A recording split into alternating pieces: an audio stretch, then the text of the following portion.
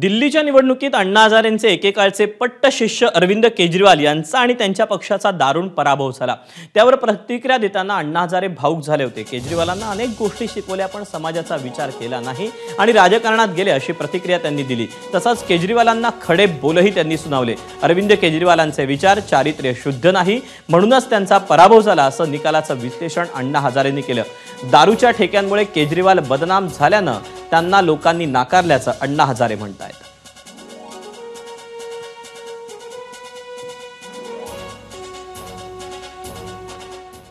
अरविंद केजरीवालांवर अण्णा हजारेंनी काय नेमकी टीका केली ती पाहूया। निकाल लागल्यानंतर अरविंद केजरीवाल म्हणाले की मी पुन्हा येईन राजकारणामध्ये आणि पुन्हा नव्याने लढेल। एक तर परत यायचं म्हणलं तर एवढं सोपं नाही, तुम्हाला कसोटीला उतरावं लागेल। पहिलं तुमच्यातलं चारित्र्य निर्माण करावं लागेल,